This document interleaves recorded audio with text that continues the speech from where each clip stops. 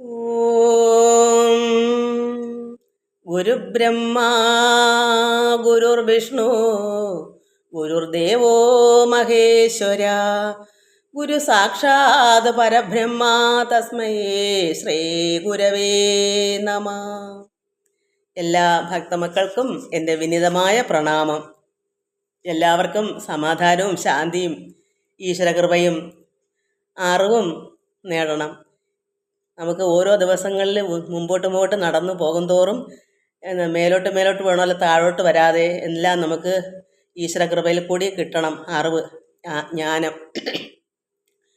എല്ലാവർക്കും നമസ്കാരം മക്കളെ. നമുക്ക് ജയ അനിൽ, ഗീത നായർ, രാധാ ശിവാനന്ദൻ, രുക്മിണി മോഹൻ, ശുഭകുമാരി, ബിജു, നിർമ്മല രമേഷ്, ജഗദമ്മ, ശ്രീല, പത്മകുമാരി, ജയശ്രീ ബാബു ഭാഗവതം വായിച്ച കഴിഞ്ഞ പ്രാവശ്യത്തെ മക്കളുടെ പേരുകളാണ്. ഒരുപാട് മക്കളുണ്ട്. എല്ലാവർക്കും നമസ്കാരം. എല്ലാ മക്കളുടെ കമൻസുകളും പരമാത്മാവിൽ അർപ്പിക്കുന്നു. ഈശ്വരൻ്റെ കൃപ എല്ലാവരിലും ഉണ്ടാകണം. ഓം ലോക സമസ്ത സുഖിനോ ഭവന്തു. നമുക്കിന്ന് അമ്മ ദേവിയെ സ്തുതിച്ചിട്ട് ഭാഗവതം വായിക്കാം. ഭാഗവതത്തിൽ കഴിഞ്ഞ പ്രാവശ്യം വായിച്ച കുറച്ച് കാര്യങ്ങൾ ഞാൻ മറന്നു പോയിട്ടുണ്ടെങ്കിൽ അതൊന്ന് ഓർമ്മിപ്പിച്ചിട്ട് പിന്നെ വരി നോക്കി വായിക്കാം. നമുക്ക് അമ്മയെ സ്തുതിക്കുക എന്ന് പറഞ്ഞാൽ ഒരു സ്തുതി വെറുതെ ഒന്ന് ഇപ്പം തന്നെ അങ്ങ് തോന്നിച്ച് 2-3 വരി എഴുതി അത് സ്തുതിക്കുന്നു. അതായത് പാലയ, രക്ഷിക്കുക, പാലയമാം അമ്മേ, നമ്മളെ രക്ഷിക്കൂ. ദേവി, മംഗളകാരുണിയായിരിക്കുന്ന അമ്മേ രക്ഷിക്കൂ. സങ്കടനാശിനിയാണ്, സങ്കടങ്ങളെ നശിപ്പിക്കുന്ന അമ്മയെ. ദുഃഖവിനാശിനി, ദുഃഖത്തെ നശിപ്പിക്കുന്നവളെ. അങ്ങനെയുള്ള അമ്മ ദുരിത വിനാശിനി. അമ്മ എല്ലാത്തും ദുഃഖവും തീർക്കും, ദുരിതവും തീർക്കും, സങ്കടം തീർക്കും. സങ്കട വൻകടൽ, കടൽ പോലെ സങ്കടമുണ്ട് നമുക്ക്. ചിലർക്ക്, എല്ലാ മക്കൾക്കും പല രീതിയിൽ സങ്കടങ്ങളുണ്ട്. അതെല്ലാം മാറ്റി അടിയനെ ശാശ്വത പദവി, അതായത് ശാശ്വതം എന്താ, എന്നും ഉള്ള ഒരു പദവിയുണ്ട് നമുക്ക്.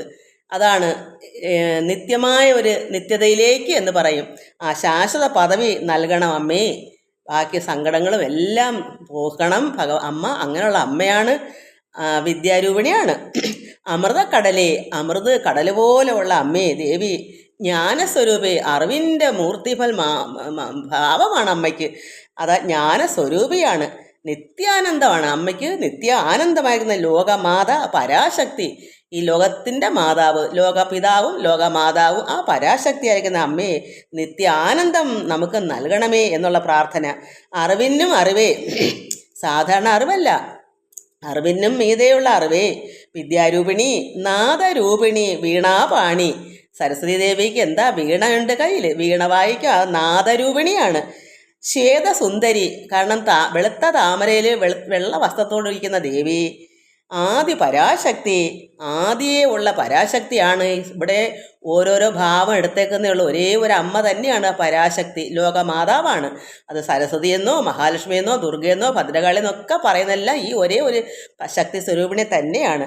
അങ്ങനെയുള്ള അമ്മേ പാലയമാം എന്നെ അമ്മേ രക്ഷിക്കണമേന്ന് ഉള്ളൊരു നാമം വെറുതെ ഞാൻ ഇപ്പം തന്നെ അങ്ങോട്ട് എഴുതി, അത്രയേ ഉള്ളൂ. എന്തെങ്കിലുമൊക്കെ അമ്മയെ സ്തുതിക്കാം എന്നുള്ളത് വെച്ചുകൊണ്ട് ഒന്ന് നമുക്കത് ചൊല്ലിയിട്ട് ഭാഗവതം വായിക്കാം.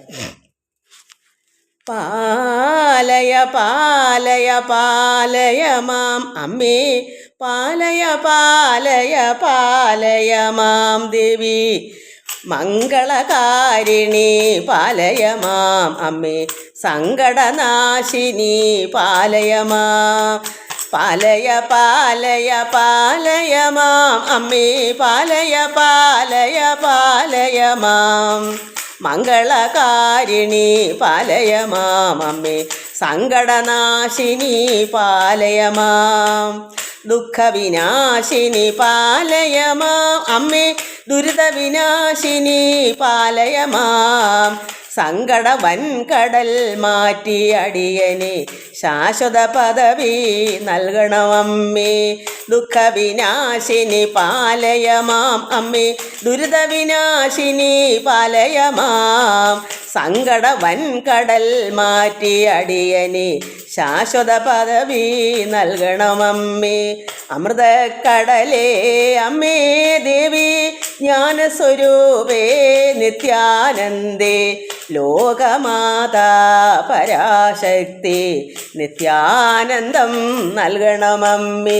അമൃതക്കടലേ അമ്മേ ദേവി ജ്ഞാനസ്വരൂപേ നിത്യാനന്ദേ ലോകമാതാ പരാശക്തി നിത്യാനന്ദം നൽകണമമ്മേ. അറിവിന്നറിവേ വിദ്യാരൂപിണി നാദരൂപിണി വീണാപാണി ശ്വേതസുന്ദരി ആദിപരാശക്തി പാലയ പാലയ പാലയ മാം.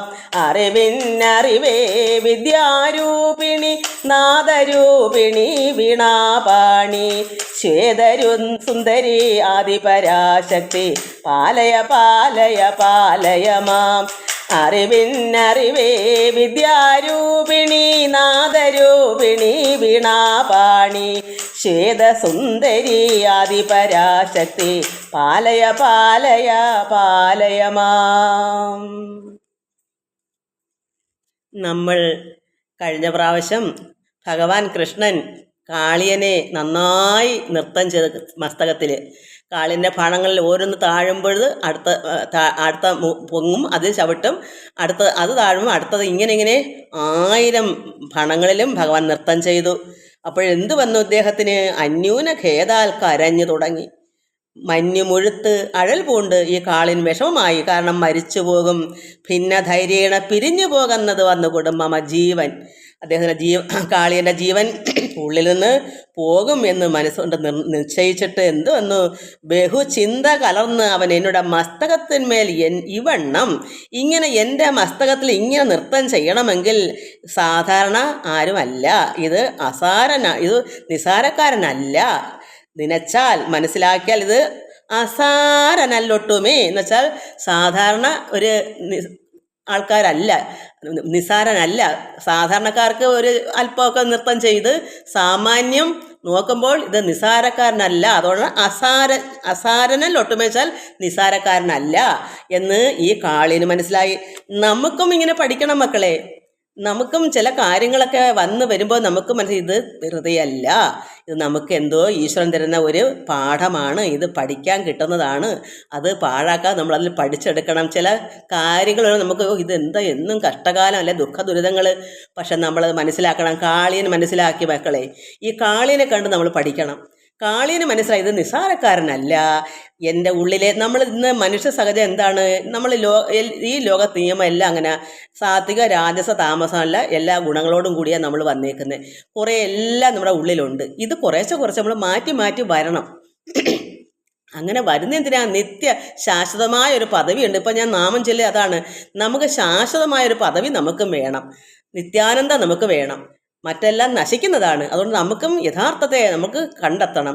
അപ്പോൾ നമ്മളും കാളിയനെ പോലെ മനസ്സിലാക്കണം എന്താണ് നമുക്ക് എന്താ ഇപ്പോൾ ഇതൊക്കെ വരാനുള്ള കാരണം, വിഷമങ്ങൾ അല്ലെങ്കിൽ വേദനകൾ. ഇതെന്തോ ഭഗവാന്റെ പരീക്ഷണമാണ്, ഭഗവാൻ നമ്മളെ നന്നാക്കാൻ തരുന്ന ഓരോ കാര്യങ്ങളാണ്. കാളിയന് ബുദ്ധി ഉദിച്ചു ബോധോദയമുണ്ടായി, അതുപോലെ നമുക്കും ബോധോദയം വരണം. അതുകൊണ്ട് ഇതെന്തായാലും ഇത് അസാരനല്ല, ഇദ്ദേഹം നിന്ദിച്ചു പോയേൻ, ഇവനെ ആരെന്നുവാനെന്നുള്ളിൽ ഓർത്താൽ അറിയായാൽ ഈശ്വര എന്നുള്ളിൽ ഓർത്താൽ ഞാനിത് മനസ്സിലാക്കിയില്ലല്ലോ ഭഗവാനെ, ഞാനിത് നിന്ദിച്ചു പോയല്ലോ. കാരണം ആരടോ വന്നതന്നെ ആലയ സേമന് ഭഗവാൻ അവിടെ വെള്ളത്തിൽ ചാടിയപ്പോൾ ഇദ്ദേഹം കളിയാക്കി നിന്ദിച്ചു ഭഗവാനെ. ജീവനിൽ പ്രാണഭയം ഇല്ലാഞ്ഞിട്ടാണ് വന്നത്, തിരിച്ചു പോകാൻ പറ്റുകയില്ല എന്ന് ആ കാളിന് അപ്പോൾ അഹങ്കാരം വർദ്ധിച്ചുകൊണ്ടല്ലേ പറഞ്ഞത്. ഭഗവാൻ നീന്തി ചെന്നപ്പോൾ കാലിൽ കടിച്ചു, ദംശിച്ചു കാലിൽ. അപ്പോൾ അങ്ങനെയെല്ലാം വന്നപ്പോൾ ഇതിന് മനസ്സിലായി, ഈ കാളിന് മനസ്സിലായി ഇത് സാധാരണക്കാരനല്ല. അയ്യോ, എൻ്റെ ഉള്ളിൽ ഞാൻ നിന്ദിച്ചു പോയല്ലോ ഭഗവാനെ. വന്ദേ പദം കരുണാനിധേ സാമ്പ്രതം നിന്നെ ആരെന്നതറിയായി വരണമേ. ആരാ ഭഗവാനെ, അങ്ങ് ആരെന്ന് എനിക്ക് അറിയണമേ. എനിക്ക് അറിഞ്ഞൂടാതെ ഞാൻ എന്തൊക്കെയോ നിന്ദിച്ചു പോയി ഭഗവാനെ. എനിക്കിനി എന്നെ ഒന്ന് ഉള്ളിൽ മനസ്സിലാക്കി തരണം ഇതാരാണ് എന്ന്. അതുകൊണ്ട് നിന്നെ ആരെന്നതറിയായി വരണമേ. എൻ്റെ പണത്തിൽ, ഈ സഹസ്രം പണത്തിലും ഇങ്ങനെ ചവിട്ടി നൃത്തം ചെയ്യുന്നത് ആരാണെന്ന് എനിക്ക് മനസ്സിലാക്കി തരണമേ. നിന്ദ്യനാം എന്ന അപരാധങ്ങൾ അൻപോട് വന്ധ്യനായുള്ള നീതാൻ ക്ഷമിക്കണമേ. ഞാൻ നിന്ദിച്ചു പോയി ഈ അപരാധങ്ങളെല്ലാം വന്ധ്യനായുള്ള എല്ലാവരും വന്ദിക്കപ്പെടുന്ന പരമാത്മാവായ ഭഗവാനെ കൃഷ്ണ നീതാൻ ക്ഷമിക്കണമേ. ധന്യാകൃതേതി പുനഃപുനരോർത്തോർത്ത് നന്നായി മനസ്സാ വണങ്ങിനാനേറ്റ്. ഇത് വീണ്ടും ഞാൻ ആവർത്തിച്ച് പറയുന്നതായത് മക്കൾ മനസ്സിലാക്കാനാണ് ഒന്നും കൂടി പറയുന്നത്. നമ്മൾ തോനെ മുമ്പോട്ട് പോയിട്ട് കാര്യമില്ല. നമ്മൾ ഉള്ളം നന്നായി ഭക്തി കൊണ്ട് നിറഞ്ഞ് ഈശ്വരനെ അറിയണം. നമുക്ക് വരികൾ വായിച്ച് പഠിച്ചാൽ മാത്രം പറയാതെ അത് പ്രവൃത്തിയിലാക്കണ്ടേ മക്കളെ. അതുകൊണ്ട് ഈ കാളിൽ നമുക്കൊരു ഉദാഹരണമാണ്, ഒരു ഉപമയാണ്. നമ്മൾ ഈ കാളിനെ കണ്ട് പഠിക്കാനാണ് ഇതൊക്കെ തന്നേക്കുന്നത്. അപ്പോൾ നന്നായി ധന്യാകൃതേതി പുനഃപുനരോർത്തോർത്ത് നന്നായി മനസ്സാ വണങ്ങിനാനേറ്റവും അദ്ദേഹം ഈ കാളിയൻ മനസ്സുകൊണ്ട് വണങ്ങി. പരമാത്മാവായ ഭഗവാനെ ആരോ ആണെന്ന് അറിയത്തില്ലെങ്കിൽ സാധാരണക്കാരനല്ല, അതുകൊണ്ട് വന്ധ്യനാണെന്ന് മനസ്സിലായി. ഇത് ആരാലും സാധ്യമല്ല, ഈ വന്ധ്യനായുള്ള ഒരു അസാരനല്ല ഇത് ഇദ്ദേഹം എന്ന് മനസ്സിലാക്കിയതുകൊണ്ടാണ് ഇവിടെ ധന്യാകൃതേതി വീണ്ടും വീണ്ടും ഇങ്ങനെ അദ്ദേഹം ഈ കാളിന് ഓർത്തോർത്ത് മനസ്സുകൊണ്ട് വണങ്ങി. ഏറ്റവും തത്സമയെ സകലാത്മ പ്രബോധകൻ ചിത്സ്വരൂപൻ പദയുഗ്മ മഹിമയാൽ ഭഗവാന്റെ പാദം 2 പാദത്തിൻ്റെ മഹിമ കൊണ്ട് ശുദ്ധസ്വരൂപ വിജ്ഞാനം ഉണർന്ന് കാളിയന്. അത് നമ്മളും പരമാത്മാവിൻ്റെ പാദത്തിലിരിക്കണം. നമ്മുടെ മനസ്സ് ഭഗവാന്റെ പാദത്തിലാണ്. ഭഗവാനെ എന്ന് പറഞ്ഞ് നമ്മൾ ഈ കാളിനെ പോലെ നമ്മളും ആയി ഈശ്വര പാദത്തിൽ നമ്മൾ നമിച്ച് അവിടെ വണങ്ങി ഭഗവാന് അടിപ്പെട്ട് നമ്മൾ ഇരിക്കുമ്പോൾ നമുക്കും ബോധോദയം വരും. നമ്മുടെ ഉള്ളിൽ ശുദ്ധ സ്വരൂപം ഉണ്ടാവും. ഭഗവാൻ അതിനുള്ള എല്ലാ കാര്യങ്ങളും നമുക്ക് അറിഞ്ഞുകൂടെങ്കിൽ ഈശ്വരൻ അത് അറിഞ്ഞ് നമുക്കതിനെ പ്രവൃത്തിയിൽ കൊണ്ട് തരിക്കും. ഈശ്വരൻ അങ്ങനെയാണ്. ഭക്തന്മാരെ ഒന്നും അറിയത്തില്ല എന്ന് പറഞ്ഞാൽ നമ്മൾ ഭഗവാനെ അറിയില്ല കണ്ണ എന്ന് പറഞ്ഞാൽ അതിനുള്ള വഴി ഭഗവാൻ തരും മക്കളെ. അതാണ് ശുദ്ധ സ്വരൂപ വിജ്ഞാനം ഉണർന്ന് തൻ ബുദ്ധി തെളിഞ്ഞു വിളങ്ങി വളർന്നിടും. ആ കാളിന് ബുദ്ധിയൊക്കെ തെളിഞ്ഞു. അപ്പോഴെന്തോന്നു, ഗർവം അശേഷം ഒഴിഞ്ഞിട്ട് അതിശാന്തനായി ഉർവരാധീശനെ ധ്യാനിച്ചു. അങ്ങനെ ആ ഭഗവാനെ തന്നെ ധ്യാനിച്ച്, അങ്ങനെ ധ്യാനമൊക്കെയാണ് നമ്മൾ വായിച്ചുകൊണ്ടിരുന്നത്. സർവ കണ്ണടച്ച് മന്മസ്തകെ നാടനം ചെയ്ത് നിർവഹിക്കുന്നവൻ ആരെന്ന ചിന്ത അയാളുടെ കണ്ണെല്ലാം ആ കാളിയൻ്റെ കണ്ണടച്ചിട്ട് മന്മസ്തകെ എൻ്റെ തലയിൽ എൻ്റെ മസ്തകത്തിൽ നർത്തനം ചെയ്തത് ആരെന്ന ചിന്തയാ നിർവൈരവാൻ നിരൂപിച്ചുള്ള സർവ എന്തു പറയുന്ന ഈ അഹങ്കാരം വൈരങ്ങളെല്ലാം കളഞ്ഞിട്ട് ബുദ്ധി തെളിഞ്ഞു നന്നായി ശാന്തനായിട്ട് നിരൂപിച്ചോളാം അഞ്ജസ. അപ്പോൾ സർവജഗൽഗുരു നാരായണൻ പരൻ സർവവന്ധ്യൻ ശരണാഗത വത്സലൻ അദ്ദേഹം ഇങ്ങനെ പ്രാർത്ഥിക്കുക. പർവ്വത പഷാരി സോദരൻ മാധവൻ പർവ്വത ഛത്രധരൻ പരമൻ പ്രഭു. അതായത് സർവരും ജഗൽഗുരുവാണ് ഭഗവാൻ നാരായണൻ, സർവർക്കും വന്ധ്യനാണ്, ശരണാഗത വത്സലനാണ്, ശരണമടയുന്നവർക്ക് വാത്സല്യം കൊടുക്കുന്ന ഭഗവാൻ. പർവ്വത പഷാരി സോദരൻ അത് ഇന്ദ്രാനുജനായ വിഷ്ണു. അതായത് ഇന്ദ്രൻ്റെ സ്വർഗലോകമെല്ലാം മഹാബലി കീഴടക്കിയപ്പോൾ ഇന്ദ്രൻ്റെ അമ്മയോട് പറഞ്ഞു, അങ്ങനെ പ്രാർത്ഥിച്ചാണ് ഇവിടെ വാമനാവതാരം വന്നത്. അത് ഭഗവാൻ വിഷ്ണുവാണ്, നാരായണനാണ്. അതുകൊണ്ട് ഈ ദേവേന്ദ്രൻ്റെ സഹോദരനും കൂടെയാണ് ഭഗവാൻ കൃഷ്ണൻ. പർവ്വത പഷാരി സോദരൻ മാധവൻ പർവ്വത ഛത്രധരൻ പരമൻ പ്രഭു. പർവ്വത ഛത്രധരൻ എന്ന് വെച്ചാൽ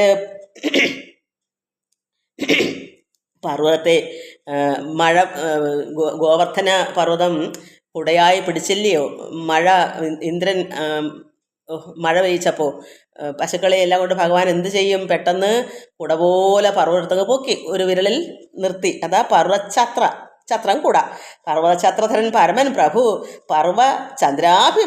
ചന്ദ്രാഭിരാമാനനൻ കേശവൻ ദുർവിനീതൗഘ കുലാന്തകൻ അവ്യയൻ ദർവീകര കുലനാശന കേതനൻ ദർവികരാഗ്രകശായി ജനാർദ്ദനൻ തുർവശു പൂർവജ വംശജൻ മംഗലൻ ഉർവി പ്രിയൻ ഉർവി ഭാരാപഹാരകൻ സർവാത്മകൻ മമ മസ്തകേ നിന്ന് അതിദിവ്യ നടനം നടിക്കുന്നത് എന്നുടെ ദൈവാനുകൂലത കൊണ്ടെന്നറിഞ്ഞു. ഇത് വായിക്കാനാണ് ഞാനിങ്ങനെ ഇത്രയും വായിച്ചത്. കാരണം ഇത് അദ്ദേഹത്തിന് മനസ്സിലായി. അദ്ദേഹം എന്ന് പറഞ്ഞാൽ കാളിയൻ വെറും സാധാരണക്കാരനൊന്നും അല്ല. അതുകൊണ്ട് അദ്ദേഹം ഒന്ന് ആയിപ്പോണത്. അത്ര ഭയങ്കരനാ കാളിയൻ. പക്ഷേ ഭഗവാന്റെ അടുക്കൽ ഒരു രക്ഷയില്ല. അതുകൊണ്ട് ഇങ്ങനെ എൻ്റെ മമ മസ്തകയിൽ നിന്ന് അതിദിവ്യ നടനം നടിക്കുന്നത് എന്നുടെ ദൈവാനുകൂലത കൊണ്ടെന്നറിഞ്ഞു. ഇദ്ദേഹം മനസ്സിലാക്കി. നമ്മൾ മനസ്സിലാക്കുന്നു മക്കളെ. നമുക്ക് എന്തെങ്കിലും ഒരു വിഷമം വന്ന് നമുക്ക് എപ്പോഴും സുഖസൗകര്യങ്ങളാണെങ്കിൽ നമ്മളൊന്നും ഈശ്വരനെ അറിയത്തില്ല. ഈശ്വരൻ ഇങ്ങനെ ഉണ്ടെന്നോലും അറിയേണ്ട കാര്യമില്ല. കാരണം സർവ്വസുഖങ്ങളും ഉണ്ട്. പിന്നെ എന്തിനാ ദൈവത്തിനെ അറിയുന്നത്? അപ്പോൾ ദൈവം എന്ത് ചിന്തിക്കും? ഞാനെല്ലാം അവർക്ക് കൊടുത്തിട്ട് എന്നെ ഒന്ന് നന്ദി വാക്ക് പോലും ഇല്ല, ഒരു നന്ദിയെങ്കിലും സൂചിപ്പിക്കണ്ടേ, അതുപോലും ഇല്ലെന്ന് പറയാൻ ഭഗവാൻ വിഷമമല്ലേ? സ്വന്തം മാതാവും പിതാവും എല്ലാം കൂടെ ചേർന്നല്ലേ ഈശ്വരൻ. അപ്പോൾ ഈശ്വരൻ ചിന്തിക്കും, അതെന്തായാലും അങ്ങനെ അറിവില്ലാതെ പൊക്കൂടല്ലോ, എന്തായാലും ഒരു മനുഷ്യനായിട്ട് വന്നതല്ലേ, മനുഷ്യർക്കല്ലേ ബോധോദയമൊക്കെ ഇങ്ങനെ വരേണ്ട കാര്യമുള്ളൂ. എത്രയായാലും ഈശ്വരൻ ഒരു പിതാവാണെന്ന് അവരൊന്ന് അറിയണ്ടേ. അതിന് ഭഗവാൻ ചില ട്രിക്കൊക്കെ തരും നമുക്ക്. എന്തെങ്കിലുമൊക്കെ കൊച്ചു കൊച്ചു വിഷമങ്ങളോ വേദനകളോ ഒക്കെ തരുമ്പോൾ നമ്മൾ മനസ്സിലാക്കണം, വെറും എനിക്കുള്ള ദൈവാനുകൂലം, എൻ്റെ ദൈവികം കൊണ്ടാണ് ഇവിടെ എനിക്ക് എൻ്റെ മസ്തകത്തിൽ നടനം ചെയ്യുന്നതെന്ന് കാളിയന് മനസ്സിലായി. അപ്പോൾ ദൈവ അനുകൂലത, ദൈവത്തിൻ്റെ അനുകൂലത കൊണ്ട് എന്നറിഞ്ഞ് തൻ നിർവ്വാണ ഭാവാൽ അകമഴിഞ്ഞെത്ര അപ്പോഴും അദ്ദേഹം ഈ കാളിൻ്റെ അകമഴിഞ്ഞ് ഭഗവാനോട് എനിക്ക് അപ്പോൾ എന്താ ഈ ബോധം ഉദിച്ചപ്പോഴായിരിക്കും തോന്നി, ദർപ്പമെല്ലാം ഛർദ്ദിച്ച് കളഞ്ഞു, അഹങ്കാരമെല്ലാം ഉള്ളിൽ നിന്ന് പോയി, അപ്പോൾ ശുദ്ധ സ്വരൂപമായി മാറി. അതുകൊണ്ട് അവിടെ ഭഗവാനെ മനസ്സിലാക്കാൻ പറ്റുന്നു, അല്ലെങ്കിൽ അറിയത്തില്ല. അപ്പോൾ ഈശ്വരൻ ഓരോരോ വഴികൾ നമുക്ക് ഒപ്പിച്ച് തരും. ഈശ്വരനെ കുറ്റം പറയാൻ പറ്റുമോ? നമ്മളിങ്ങനെ ലോകത്ത് ഒന്നും കൊള്ളാത്ത മൃഗങ്ങളെ പോലെ കിടന്നാൽ പിന്നെ ദൈവത്തിനല്ലേ വിഷമം, സ്വന്തം മക്കളായി പോയില്ലേ. അപ്പോൾ ഭഗവാൻ അവരെ നന്നാക്കി എടുക്കേണ്ട കടമ ഈശ്വരനുള്ളതല്ലേ. അതുകൊണ്ട് ഈശ്വരൻ നമുക്കൊക്കെ ഓരോരോ കൊച്ചു കൊച്ചു കാര്യങ്ങളൊക്കെ തരുമ്പോൾ വിഷമിക്കരുത് മക്കളെ. അതല്ലെങ്കിൽ ആദ്യമേ തന്നെ ഈശ്വരനങ്ങ് അറിയണം, ജന്മനാ തന്നെ ഈശ്വരനെ അറിഞ്ഞു പോകാൻ രക്ഷകർത്താക്കളെ പഠിപ്പിക്കണം. അത് പഠിപ്പിക്കാത്തതുകൊണ്ടാണ് ഇങ്ങനെ ആയിപ്പോകുന്നത്. ഇടയ്ക്ക് വെച്ച് നമുക്ക് അറിയത്തൂല എന്ത് ചെയ്യണമെന്ന്. നമ്മൾ ചിന്തിക്കണം, ഇത് പഠിക്കുന്ന എന്തിനാ കാളിയൻ്റെ കാര്യം, ഇത് നമ്മളറിയാം. ഞാനിത് തുറന്ന് പറയുന്നുണ്ട് മക്കളെ, ആരും വിഷമിക്കരുത്. അങ്ങനെ നമ്മുടെ ഉള്ളം ശുദ്ധമാക്കാനുള്ള കാര്യമാണെന്ന് മനസ്സിലാക്കിയിട്ട് ഈശ്വരനെ ആരാധിക്കുക. അപ്പോൾ നമുക്ക് യാതൊരു വിഷമവും ഉണ്ടാകത്തില്ല. കാരണം പരമാത്മാവിനെ എപ്പോഴും അറിഞ്ഞറിഞ്ഞ് വരുമ്പോൾ നമുക്കൊരു പ്രത്യേക അനുഭൂതി, ദേഹം മൊത്തവും ഈശ്വരാനുഗ്രഹം ഉണ്ടാകുമ്പോൾ ഉള്ള രോഗം കൂടെ അങ്ങ് മാറിപ്പോവും, ഉള്ള അസുഖങ്ങളാലും ദുരിതങ്ങളാലും എല്ലാം മാറിപ്പോവും. പിന്നെ ഇന്ന് ഞാൻ ചൊല്ലിയ നാമം സങ്കടനാശിനി, ദുരിത വിനാശിനി, അമ്മേ ദേവി, ഇതെല്ലാം നമ്മൾ ദിവസേന ചൊല്ലണം. ഞാൻ അതിനുവേണ്ടി ഇപ്പം അങ്ങനെ ഒന്ന് എഴുതിയത്. കാരണം നമ്മുടെ വിഷമങ്ങളും ദുരിതങ്ങളും എല്ലാം മാറ്റുന്ന അമ്മേ എന്ന് നമ്മൾ പ്രാർത്ഥിക്കണം. അമ്മയും അച്ഛനും എല്ലാം ഒന്ന് തന്നെയാണ്, പരമാത്മാവ് തന്നെയാണ്. അതുകൊണ്ട് അമ്മയെന്ന് പറഞ്ഞാലും പിതാവെന്ന് പറഞ്ഞാലും എല്ലാം തുല്യമാണ്. അപ്പോൾ നമ്മുടെ ദൈവാനുകൂലത കൊണ്ടെന്ന് അറിഞ്ഞ് തൻ നിർവ്വാണ ഭാവാൽ അകമഴിഞ്ഞെത്രയും നമുക്ക് ഭക്തി വർദ്ധിക്കണം മക്കളെ. അതുകൊണ്ടാണ് ആദ്യ ചുവടുകളാണ് പ്രാർത്ഥന.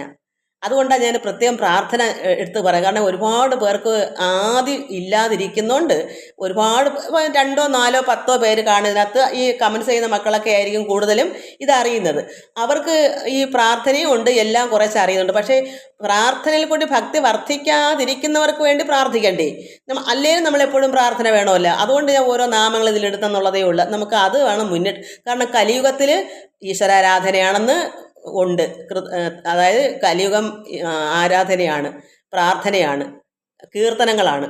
അതുകൊണ്ടാണ് നമുക്കിപ്പോൾ പ്രാർത്ഥന മുമ്പിട്ട് ഭഗവാന്റെ കഥകളും ഈ ചരിത്രങ്ങളെല്ലാം ഭക്തിപൂർവ്വം ഇത് മനസ്സിലാക്കി വേണം. ഇത് മനസ്സിലാക്കണം. ഇത് കാളിയൻ നമ്മൾ ഓരോരുത്തരാണെന്ന് മനസ്സിലാക്കണം മക്കളെ.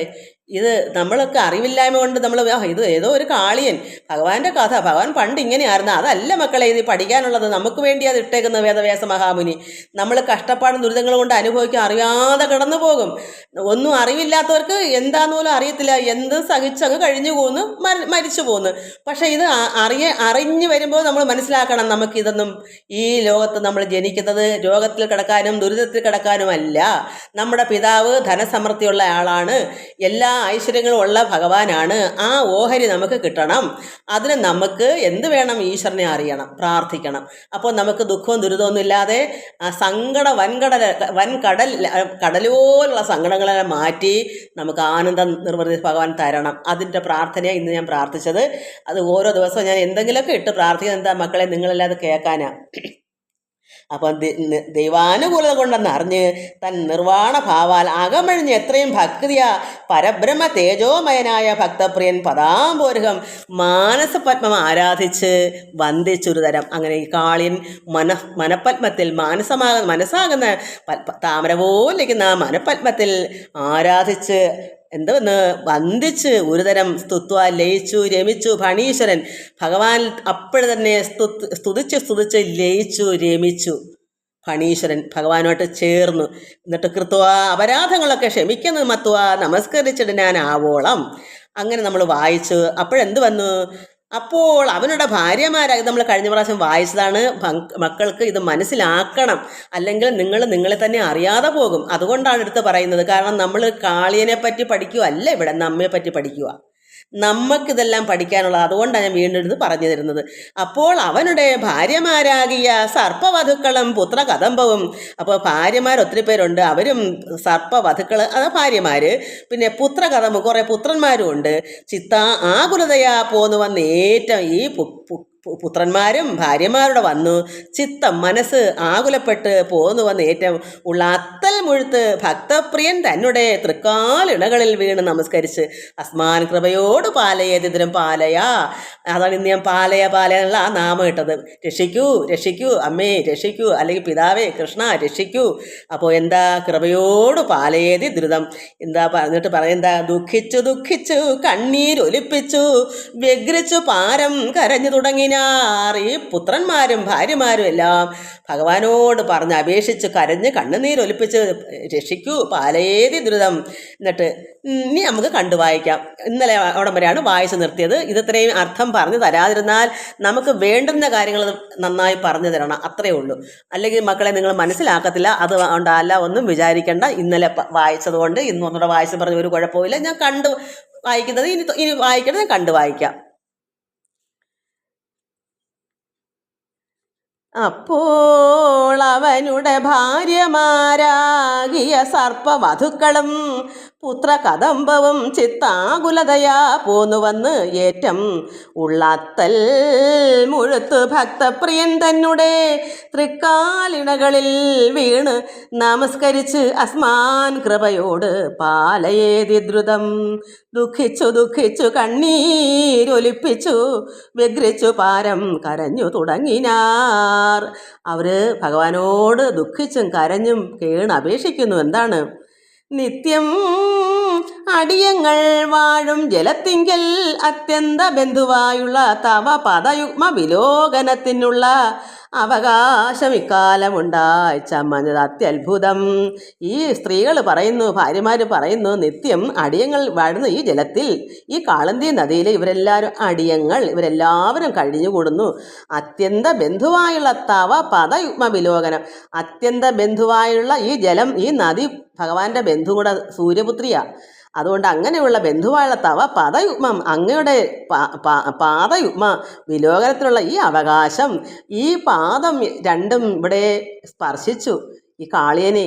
അപ്പോൾ അങ്ങനെയുള്ള അവകാശം ഇക്കാലം ഉണ്ടായി വന്നല്ലോ ഭഗവാനെ. ഭഗവാന്റെ പാദം ഈ നദിയിൽ വന്ന് ഞങ്ങൾക്കെല്ലാം, കാരണം അവർക്കെല്ലാം ആ നദിയിലെ വെള്ളത്തിൽ ഭഗവാന്റെ പാദമുണ്ട്. അവർക്ക് എന്ത് സന്തോഷമാണ് ആ സ്ത്രീ, അവരെന്ത് നല്ല ശുദ്ധ മനസ്ഥിതി ഉള്ളവരാ ഈ ഭാര്യമാരും മക്കളും. ഈ കാളിനെ പോലെയല്ല. ഇന്ന് ലോകത്ത് എല്ലാ വീട്ടിൽ നിന്ന് ഒരു 100-ന് 10 വീടേ ഉള്ളു നല്ല ഭർത്താക്കന്മാർ നന്നായുള്ളവർ. ബാക്കിയെല്ലാം ഈ കാളിനെ പോലെയാ. വെള്ളമടിച്ചും എന്താ പറയുന്നത്, വേറെ ധിക്കാരപ്പെട്ട് നടക്കുന്ന ഭാര്യമാരെ അത്രമാത്രം ബഹുമാനിക്കാതെ. കാരണം ഭാര്യയെ ബഹുമാനിച്ചില്ലെങ്കിൽ ഭാര്യ എങ്ങനെ ഭർത്താവിനെ ബഹുമാനിക്കും? പരമശിവൻ പാർവതിയെ ദേവിയെ വിളിക്കുന്ന ദേവീന്നാണ് വിളിക്കുന്നേ. ഇവിടെ ഇന്ന് ലോകത്തെല്ലാം എന്താ കാണിക്കുന്നേ?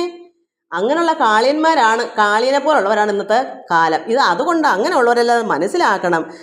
അവിടെ ഈ ദേവിമാർ, ഈ ഭാര്യമാർക്കറിയാം, അവർക്ക് അറിവുണ്ട്. അവർ പറഞ്ഞു ഭഗവാന്റെ പദയുഗ്മം, 2 പാദങ്ങളും ഇവിടെ പദയുഗ്മ വിലോകത്തിന്, ഈ ഭഗവാന്റെ 2 പാദവും അവിടെ സ്പർശിച്ചു.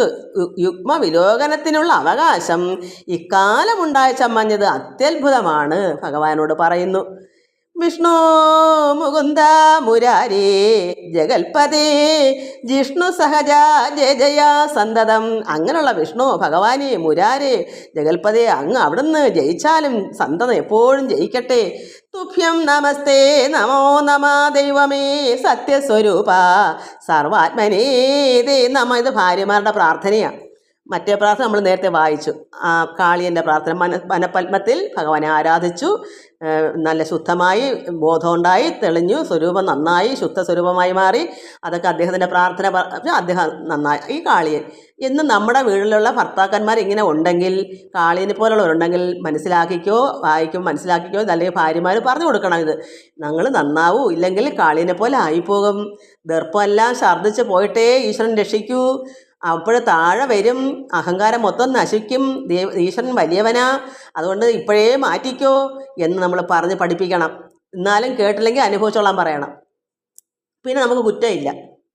അപ്പോൾ സത്യസ്വരൂപ സർവാത്മനീതേ നമ ഭക്തജന മനോദർപ്പ, മനോദരം മനസ്സിൻ്റെ അഹങ്കാരം, ഭക്തജന മനോദർപ്പണ മാലിന്യമൊക്കെ തെളിവോടകറ്റിക്കളവൊരു തൃക്കാൽ സരോജരേണുക്കൾ ധരിപ്പതിനിക്കാലം എന്തൊരു പുണ്യം ഇവനെന്ന് മേഷണ ഞങ്ങളേതും അറിഞ്ഞതിൽ അത്ഭുതം ദേ മഹാമായതൻ വൈഭവം. ഭക്തജനങ്ങളുടെ മനസ്സിലെ മാലിന്യം അഹങ്കാരം, ഭക്തജന മനോദർപ്പണ മാലിന്യമൊക്കെ തെളിവോടകറ്റിക്കളഞ്ഞു. ആരാ? ഭഗവാൻ.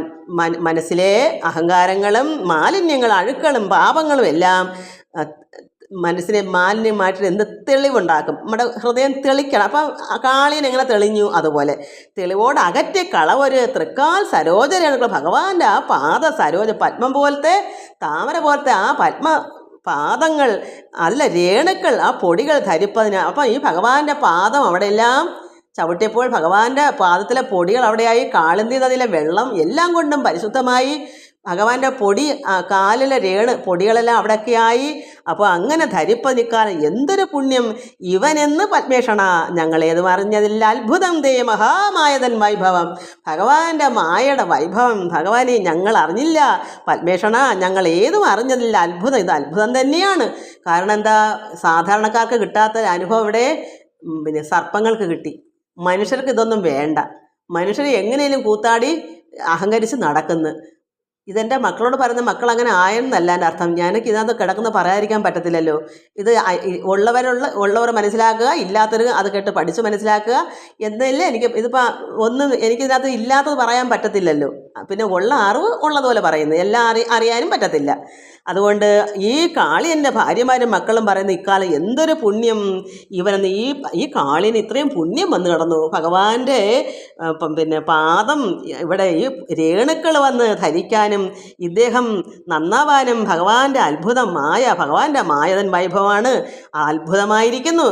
എന്നിട്ട് പറയുന്നു, സർപ്പാന്വയത്തിൽ ജനിച്ചത് പാപമെന്ന് എപ്പേരും ഉണ്ട് ചൊല്ലുന്നത്, എന്നാൽ അതിന്മധ്യേ ഭവൽപദം കണ്ടുകൊള്ളുവാൻ ഒരു ശുദ്ധക്രിയ ചെയ്തതെന്നറിഞ്ഞില്ലല്ലോ. അപ്പോൾ എന്താ? സർപ്പാന്വയത്തിൽ പാമ്പിൻ്റെ കുലത്തിൽ, സർപ്പാന്വച്ച സർപ്പകുലത്തിൽ ജനിക്കുന്നത് പാപമാണ്. കാരണം സാധാരണക്കാർക്കും ആർക്കും ഇഷ്ടപ്പെടത്തില്ല പാമ്പിൻ്റെ വംശം. അങ്ങനെ ജനിക്കുന്നത് പാപമെന്ന് എല്ലാവരും പറയുന്നുണ്ടല്ലോ. എന്നാൽ ഇവിടെ എന്ത് സംഭവിച്ചു? ഇവർക്ക് മനുഷ്യർക്ക് പോലും കിട്ടാത്ത സൗഭാഗ്യം ഭഗവാനെ കിട്ടി. സർപ്പാന്വയത്തിൽ ജനിച്ചത് പാപമെന്ന പേരുകൊണ്ട് ചൊല്ലുന്നതിലെന്നാൽ അതിന്മധ്യേ ഈ പാമ്പിൻ്റെ വംശത്തിൽ അവർ കിടന്നെങ്കിലും അവിടെ മധ്യസമയത്ത് നല്ല സമയമാണിപ്പം. കാളിയൻ്റെയും ഭാര്യമാരുടെയൊക്കെ പ്രായത്തിൻ്റെ നല്ല സമയം.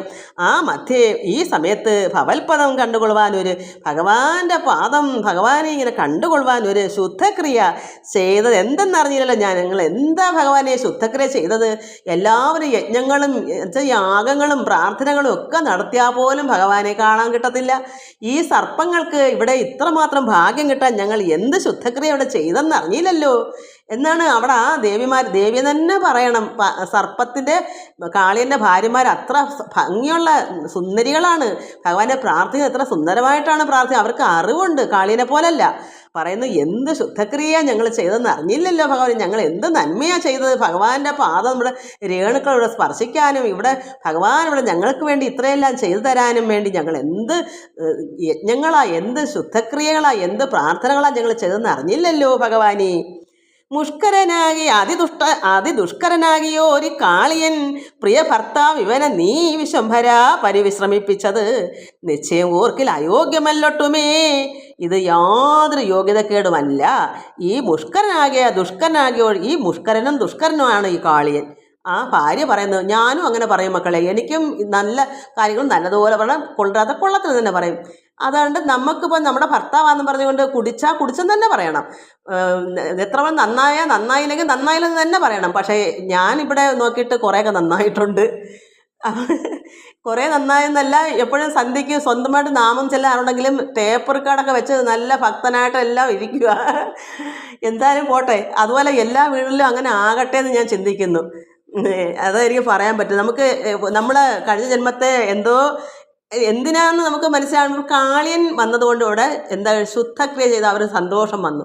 നമുക്കും ചില കാര്യങ്ങൾ ഇങ്ങനെ എനിക്കും അങ്ങനെയുള്ള കാര്യം വന്നാലേ എനിക്ക് ഇങ്ങനെ തിരിയാൻ പറ്റൂ. ഓരോരോ കർമ്മങ്ങൾ ചെയ്യുന്നതെല്ലാം ഭഗവാൻ ഓരോന്ന് മുന്നേ കണ്ടിട്ടാണ്. അപ്പം നമുക്ക് എല്ലാം കൂടെ നന്മയ്ക്ക് വേണ്ടിയാണെന്ന് അത് മനസ്സിലാക്കുക. എന്ത് കാരണങ്ങൾ വന്നാലും ഭർത്താവിൻ്റെ ഗുണക്കേടായാലും ചില സമയങ്ങളിൽ എല്ലാവരുടെയും സമയം നല്ലതല്ലെങ്കിൽ ഇതെല്ലാം വന്നുകൊണ്ടിരിക്കുക. ഇതിനാ നമുക്ക് നല്ല പാഠങ്ങൾ തരാനാ. അപ്പം നമ്മൾ അതിൽ നിന്ന് മനസ്സിലാക്കണം, ഈശ്വരനിലേക്ക് ഈശ്വരൻ്റെ ആനുകൂല്യമുണ്ട്, ദൈവികം കൊണ്ടാണ് ഇതൊക്കെ വരുന്നതെന്ന് അങ്ങനെ മനസ്സിലാക്കണം. അതാണ് ഞാൻ പറയുന്നത്.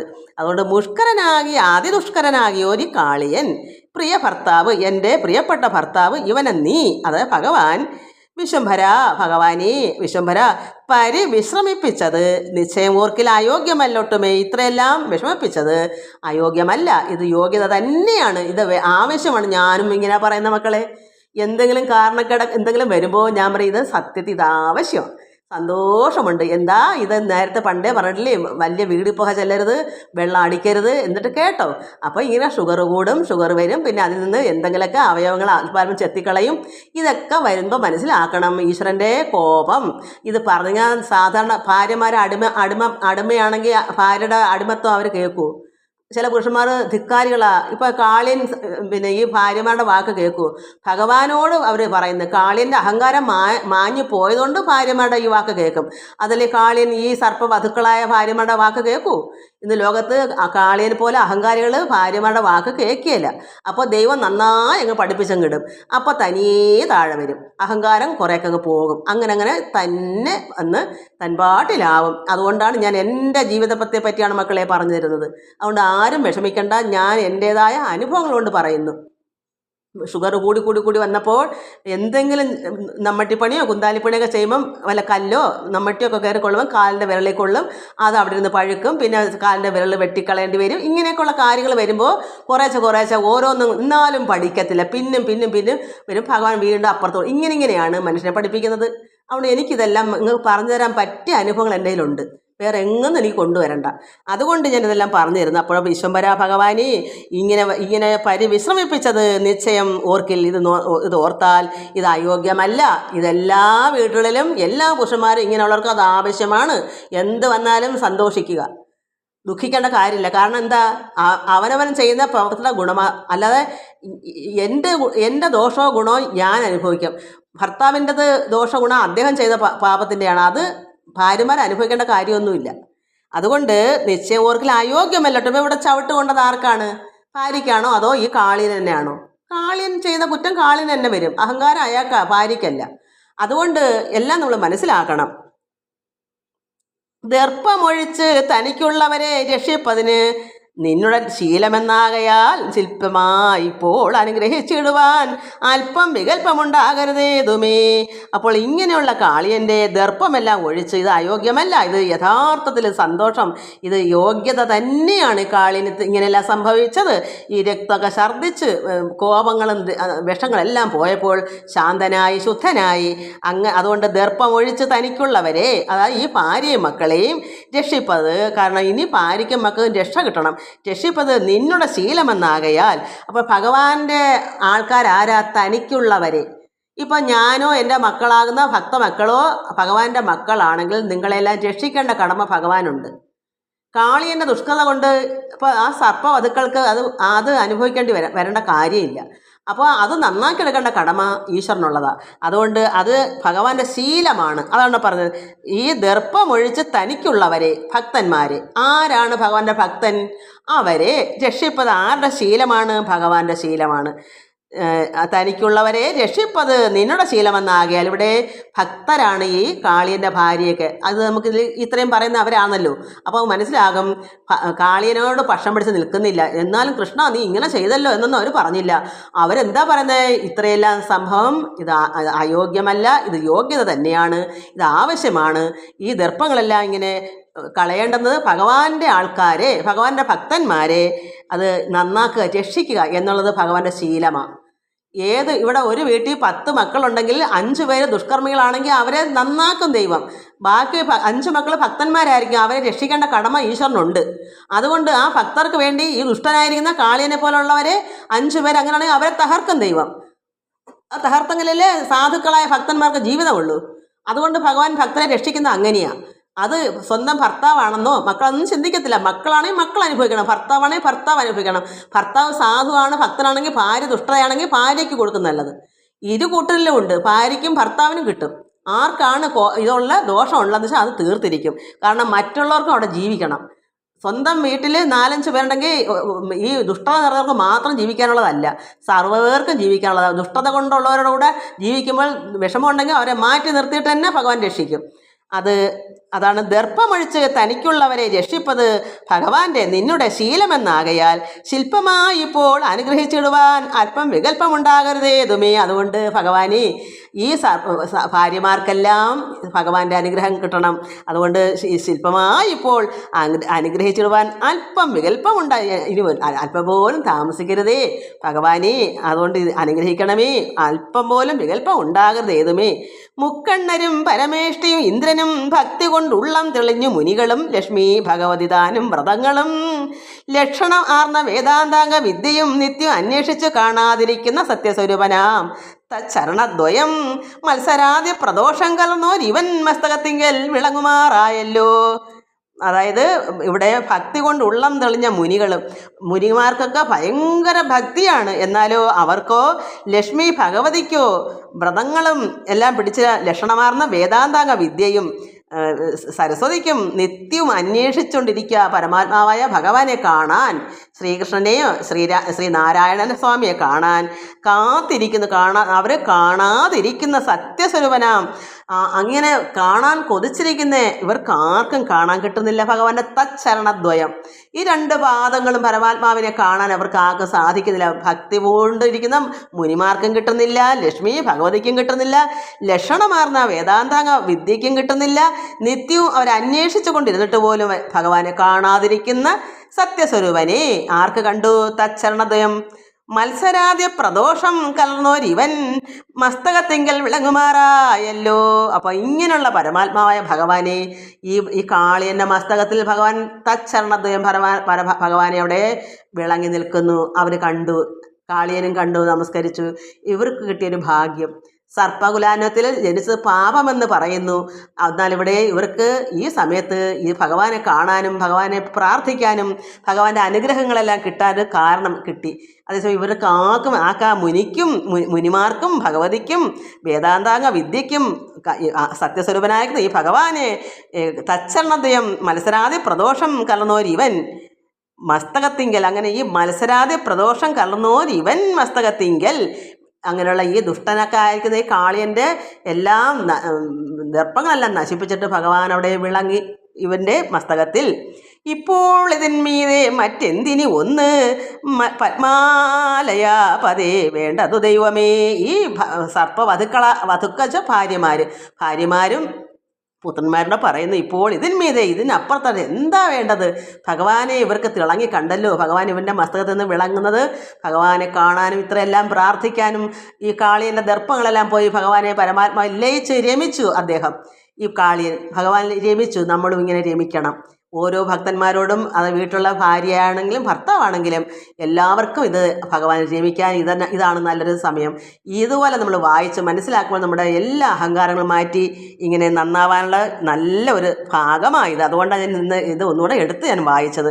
അപ്പോൾ ഇങ്ങനെ മത്സരാദി പ്രദോഷം കറന്നോരിവൻ മസ്തകത്തിങ്കൽ വിളങ്ങുമാറായല്ലോ. ഇപ്പോൾ ഇതിന്മീതെ മറ്റെന്തിനി ഒന്ന് പത്മാലയാപതി വേണ്ടത്? ഇനി എന്താ ഭഗവാനെ ഇത് പരം വേറെ വേണ്ടത്?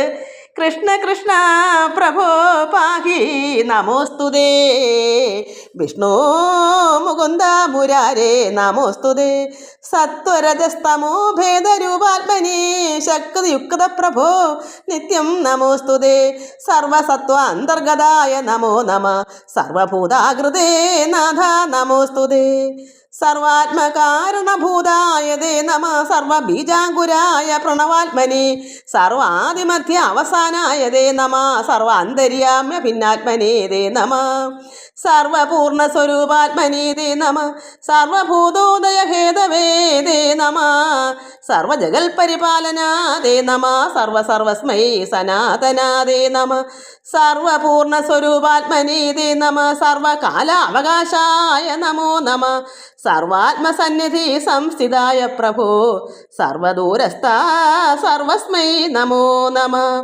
നാരായണ നരകാരേ നരാധിപ നാരദാദി പ്രമുഖാരാധിതാഘ്രയേ കാരുണ്യവാരിധേ കാമദാന പ്രഭോ നീരദവർണ നിരാകുല ദൈവമേ ഗോവിന്ദ ഗോപാല വംശാധിപാത്മജ ദേവേന്ദ്ര സോദര ദേവായതുപദേ ദേവകീ സൂനോ വസുദേവ നന്ദന ദേവദേവ പ്രഭോ പാഹിനോപ്യന്യുഹം നിന്മഹാമായാവിലാസ മഹിമകൾ അംബുജനേത്ര പാർത്താൽ ഒരു കാലവും ചിന്മയരൂപ ചിന്തിച്ചു കണ്ടോളം ഇങ്ങുന്മേഷമോടറിയാവതെല്ലാവർക്കുമേ.